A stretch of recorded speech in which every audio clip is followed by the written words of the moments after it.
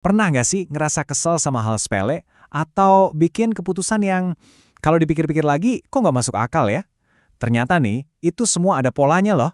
Hari ini kita bakal coba bongkar aturan-aturan tersembunyi di otak kita, bareng sama pakar ekonomi perilaku, Dan Ariely. Coba deh, pernah ngerasain ini nggak? Kecewa berat pas kehilangan sesuatu, padahal barang itu juga nggak bakal pernah kita pakai. Aneh kan? Nah, perasaan yang kayaknya kita semua kenal ini, langsung aja kita bahas di contoh pertama. Contohnya kayak gini, ada seorang pengguna Netflix namanya Kristen. Dia punya akses ke ribuan film, tapi begitu Netflix ngehapus 1.800 film yang sebenarnya nggak akan pernah dia tonton, dia malah kesel banget. Rasanya kayak rugi gitu. Pertanyaannya, kok bisa emosi kita sekuat itu ya, sama kehilangan sesuatu yang sebenarnya nggak ada artinya buat kita? Jawabannya, ternyata keanehan otak kita ini bukan sebuah bug atau kerusakan. Anggap aja ini sebuah fitur bawaan, semacam setelan pabrik dari otak kita. Dan asiknya, kalau kita paham fiturnya, kita bisa loh ngakalin cara kerjanya. Nah, ini dia konsep kuncinya. Loss aversion atau aversi kerugian. Idenya simple banget, tapi dampaknya luar biasa. Intinya, otak kita tuh lebih peka sama kerugian daripada keuntungan. Coba bayangin, sakitnya kehilangan uang 100.000 rupiah itu rasanya jauh lebih nyesek daripada senengnya nemu 100.000 rupiah. Bener kan? Dan Ariely sendiri bilang gini, dampak loss aversion ini bisa kuat banget. Sampai-sampai kehilangan film-film yang biasa aja bisa terasa lebih nyebelin daripada senengnya dapat film-film baru yang jelas-jelas lebih bagus. Nah, ini pas banget ngejelasin kasus Netflix tadi. Rasa sakit kehilangan pilihan itu ngalahin logika. Ya, itulah cara kerja otak kita. Jadi, poin utamanya di sini adalah perilaku irasional kita itu ternyata nggak acak sama sekali.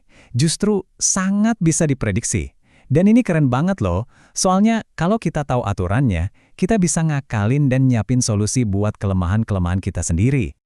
Oke, karena irasionalitas kita ini bisa ditebak, kira-kira alat apa aja nih yang bisa kita pakai? Yuk kita bedah beberapa masalah umum lainnya dan cari tahu solusinya bareng-bareng. Nih, ada masalah lain yang sering banget kejadian. Apalagi buat orang-orang sukses, semakin banyak kesempatan datang, semakin susah bilang enggak. Kayak Francesca ini, dia ngerasa kewalahan, sama kayak kita semua kan? Ngelihat kalender bulan depan masih kosong, rasanya gampang aja buat bilang iya. Nah, Dan Ariely punya 3 trik simple tapi jitu buat ngatasin ini. Pertama, coba tanya ke diri sendiri. Kalau acaranya minggu depan, apa aku bakal mau? Kalau enggak, ya jangan iyain buat bulan depan. Kedua, cek perasaanmu. Kalau kamu bayangin jadwalmu penuh terus malah ngerasa lega, itu pertanda jelas. Dan yang ketiga, ini yang paling seru, cancellation, perasaan bahagia pas sebuah acara tiba-tiba batal. Kalau kamu ngerasain ini, itu tandanya dari awal harusnya kamu bilang enggak. Oke, kita lanjut ke masalah klasik lainnya. Pertarungan abadi antara kesenangan sesaat dan tujuan jangka panjang. Siapa sih yang nggak pernah ngalamin? Kita tahu banget diet itu penting buat masa depan. Tapi donatnya ada di depan mata sekarang juga. Glitch di otak kita yang bikin begini namanya present focus bias.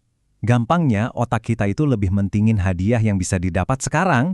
Diri kita di masa depan itu rasanya kayak orang lain, jadi kebutuhannya kayak kesehatan gitu, kalah mendesak dibandingin keinginan diri kita yang sekarang buat makan yang manis-manis.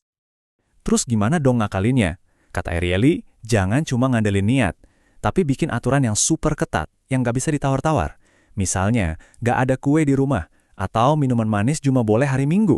Jadi, pas godaan datang, kita nggak perlu lagi debat sama diri sendiri. Aturannya udah jelas. Nah, sekarang kita udah paham beberapa konsep dasar ini nih. Yuk kita coba lihat gimana pola-pola ini muncul di kehidupan sehari-hari. Percaya deh, setelah ini Anda bakal sadar, oh ternyata ini tuh alasannya. Coba bayangin, Anda lagi di restoran keren, terus pelayan datang bawa menu wine yang tebal. Gimana caranya milih biar nggak kelihatan norak tapi juga nggak kemahalan? Begini, pihak restoran itu pinter. Mereka tahu banget psikologi kita. Mereka tahu kita nggak mau kelihatan pelit, jadi pasti kita ngindarin wine yang paling murah. Nah, tebak di mana mereka naruh wine yang untungnya paling gede? Betul, di urutan termurah kedua.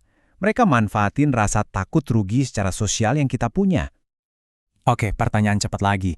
Mungkin kedengarannya dangkal ya, tapi kenapa sih mobil mewah atau barang mahal itu beneran bisa jadi penanda status? Jawabannya adalah konsep signaling atau pemberian sinyal. Coba bayangin burung merak jantan dengan ekornya yang besar dan ribet itu. Ekor itu adalah sinyal kekuatannya. Nah, manusia juga gitu. Pakai barang mahal itu sama aja kayak ngasih sinyal, saya punya sumber daya berlebih loh. Ini adalah cara primitif kita buat nunjukin status. Oke, kita udah lihat kan pola-polanya. Terus kita harus gimana dong? Kuncinya ternyata bukan maksa buat memperbaiki diri kita, tapi jadi lebih pintar dalam mendesain lingkungan di sekitar kita. Ini nih, pesan pentingnya. Buang jauh-jauh deh mimpi jadi manusia super rasional. Itu nggak mungkin. Tujuan yang lebih realistis dan justru lebih hebat adalah ya terima aja cara kerja otak kita apa adanya. Dengan semua keanehannya, lalu belajar untuk mengakalinya supaya jadi lebih baik. Dan kutipan dari Dan Ariely ini ngerangkum semuanya dengan sempurna. Kekuatan sejati kita tuh bukan di niat doang, tapi di kemampuan kita mendesain lingkungan. Mau makan lebih sehat? Ya jangan stok camilan di rumah. Mau lebih fokus? Matikan semua notifikasi. Desain lingkunganmu sendiri untuk mendukung kesuksesanmu. Sebagai penutup, saya mau kasih satu pertanyaan buat direnungkan. Coba deh pikirin. Satu aja glitch di otak yang sering bikin Anda kesandung. Mungkin terlalu sering bilang iya, atau suka nunda-nunda pekerjaan, atau gampang banget tergoda. Nah, gimana caranya besok Anda bisa mengubah lingkungan, bukan cuma diri Anda, supaya pilihan yang lebih baik itu jadi lebih gampang untuk diambil?